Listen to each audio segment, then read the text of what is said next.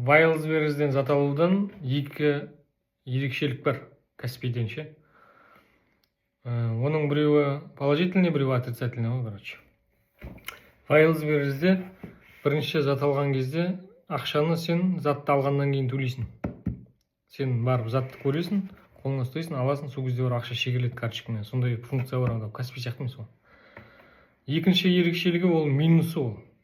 Егер сен затты сол жерде қарамай упаковка күйінше төлеп алып кетсең, үйіңе барсаң, ол зат ол емес болып шықса, короче, ұқсамайтын, қайтару қиын болады оны.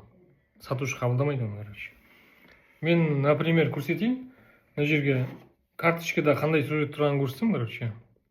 Жаңағы мен парфюмға заказ бергенмін ғой, короче, в общем, кредиттің ше.